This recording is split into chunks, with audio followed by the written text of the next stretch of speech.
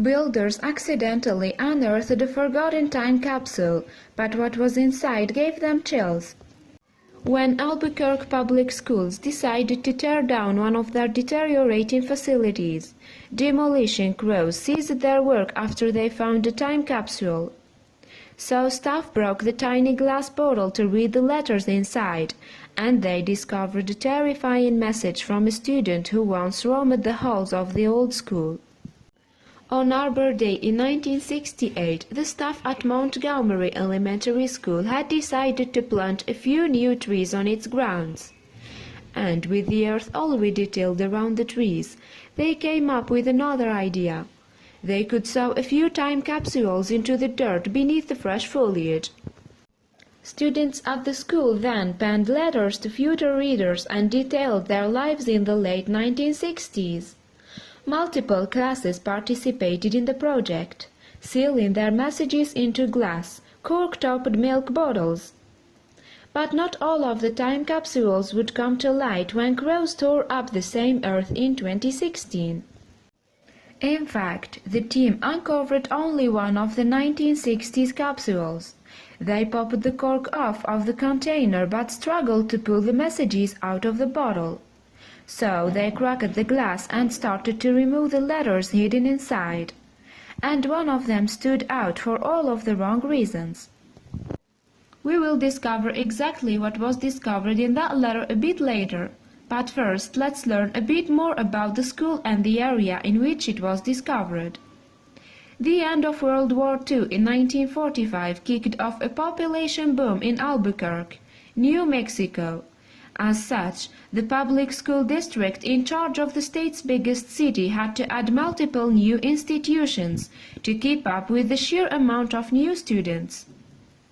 By 1956, nearly 40,000 children attended schools under the Albuquerque Public Schools system. In the same year, Montgomery Elementary School opened, but by the early 1980s the school had closed its doors to students, at least. APS used the facility as a training center for teachers, the fine arts and special education. However, by 2016 the building had become too run down to serve its purpose anymore. The district then decided to tear down the old Montgomery Elementary School buildings that year. In its place, they would eventually construct a brand new facility for teachers training to continue. A new school on the same site was also considered, but the original structure had to go first. When news spread of APS plans to tear down Montgomery Elementary School, though, they started to hear from former students.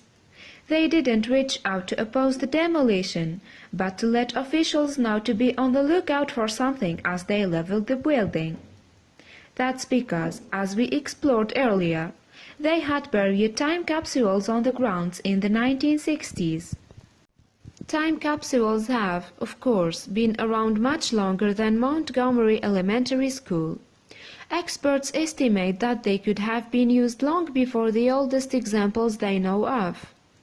For instance, Faneuil Hall in Boston had a time capsule, hiding in its grasshopper weather vane with artifacts from the 1760s inside. In another more famous incident, a burst pipe inside of the Massachusetts State House led repairmen to a surprise.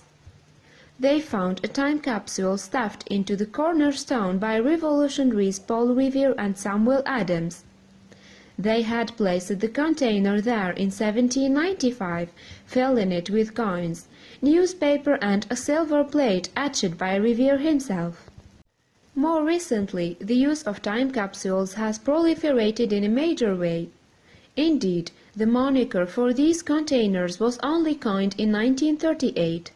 William E. Jarvis explained at least one reason for their popularity in his book, Time Capsules, A Cultural History. He wrote, "We all want to be here in one way or another." Jarvis went on to write, "That's why some of us try to freeze ourselves alive to be thawed and revive it in the era of our choice. That's why people construct crypts, time bombs, time capsules, and cornerstone deposits. Still, Jarvis also admitted that time capsules rarely provide historians with anything of great value. Rather than appearing with valuable relics of the past, most time capsules end up revealing junk, Jarvis argued. Typically, the contents say little about the people who buried them, and historians derive little value from them. The Montgomery Elementary discovery might fall into this category for experts, but for the school's former students, it meant something more. As such, pupils from multiple classes had gathered at their former school when word spread that a single time capsule had been found. They didn't know to which class the glass bottle belonged. Many of them had participated in the 1968 time capsule burial event, which had taken place on Arbor Day. Former student Brad G. Clement told the Albuquerque Journal in 2016 that school officials had decided to plant new trees on that Arbor Day in 1968. With the earth already moved, they realized it would be the perfect time to bury some time capsules on the site. And multiple classes participated in the project, including Clement's. The only way to figure out who had buried the capsule was to open it, but even that wasn't a straightforward process. Former student Cindy Link had the honor of opening the cork-topped bottle, and she told the newspaper that she remembered it being much bigger. Clement did, too, but he knew it was because when you are a child everything seems bigger.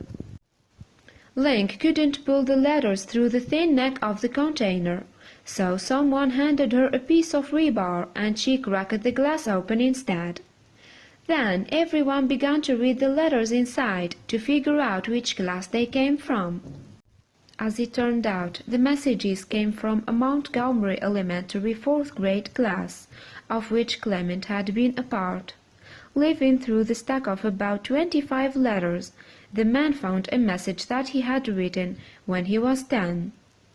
And in a video made by the official channel for Albuquerque Public Schools and uploaded to YouTube, he has seen reading it to the gathered crowd.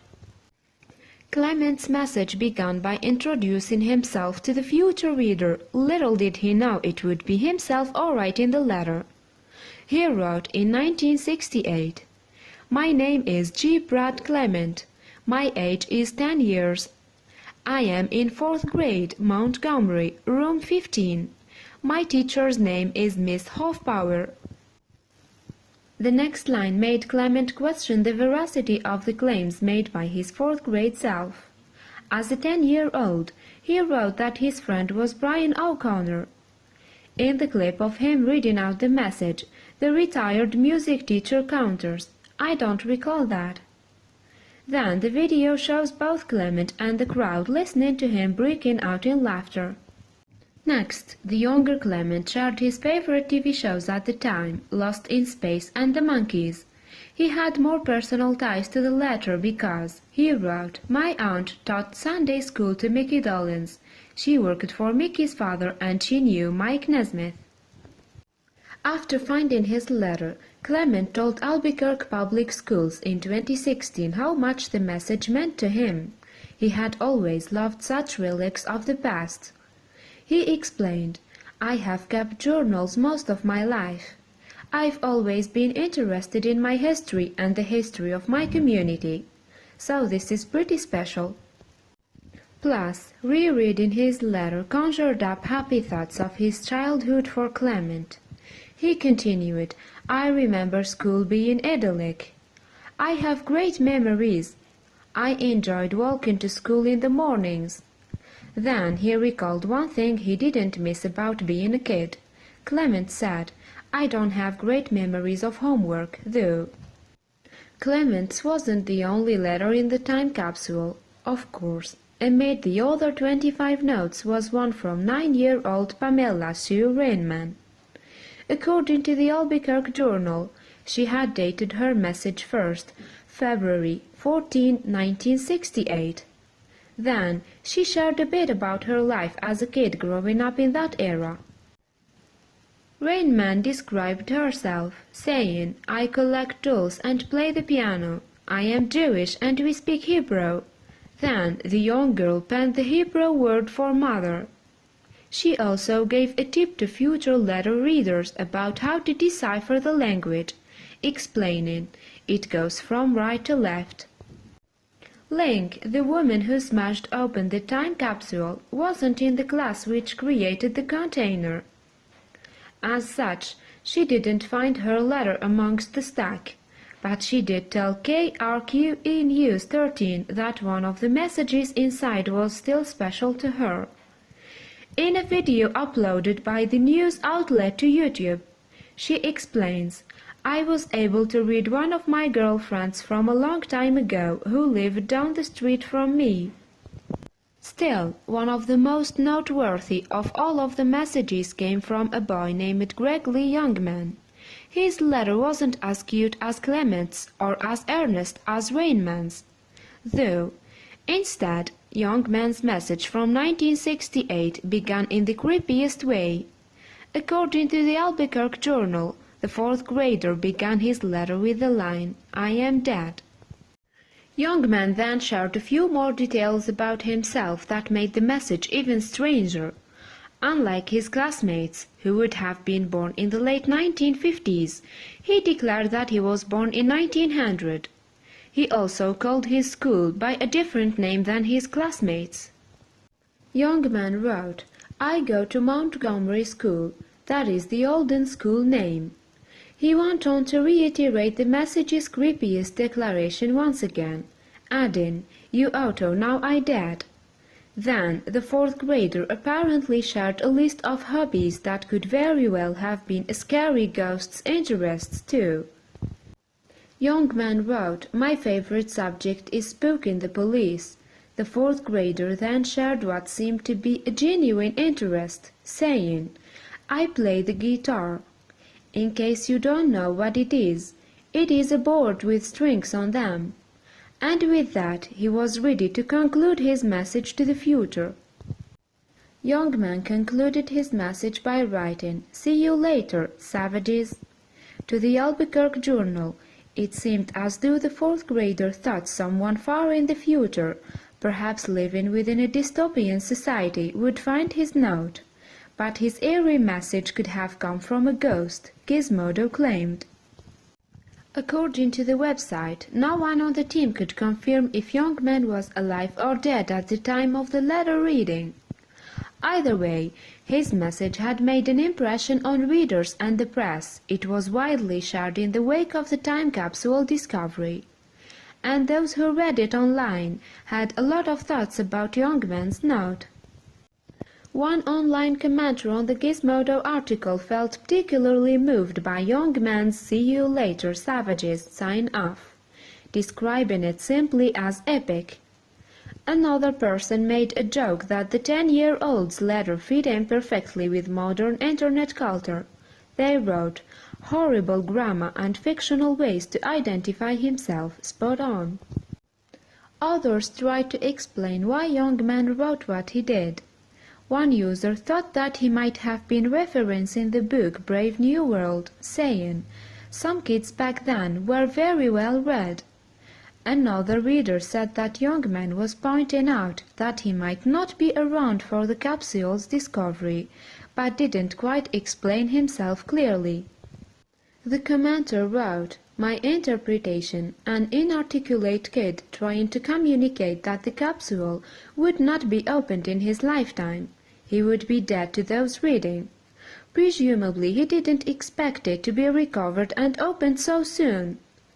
Still more people lauded Youngman's creativity, with some theorizing that the imaginative writer had become successful as a writer later in life.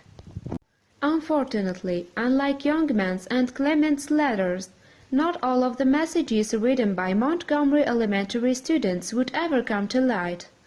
Link told Gizmodo that she thought that her message and the other classes' time capsules still sat underground, and that they would be lost forever beneath the new school system structure to be built. Of course, One of the major problems with time capsules is that they can easily get lost or destroyed. Without exact coordinates, it can be tough to relocate them in the future. On top of that, natural elements, such as groundwater, can destroy these containers in a matter of years. Luckily, one of the Montgomery Elementary School time capsules survived the elements and happened to be rediscovered. Other similar containers, even those buried more recently than theirs, have remained missing beneath the earth. In southwestern Michigan, for instance, former students gathered at Coloma Junior High in 2018 to try and dig up their 30-year-old time capsule. In 1988, the kids had sewn their own flag and written their own constitution to put inside the time capsule. They also added some pop culture artifacts of their time, including a Michael Jackson cassette. And yet, after they had searched for it decades later, they couldn't find it anywhere. Teacher Sandy Sanders told Cope 4, "We are all kind of in the dark trying to remember what was in it and where it is." When the former Coloma students and other adults find their childhood time capsules, though, they are in for a treat. In a video, Robert Lazar, a former Montgomery Elementary School student, tells KRQE News 11 that the letters taught him a valuable lesson. He says, "It just brought back to me that kids are kids, whether it was 60 years ago, 50 years ago, or today.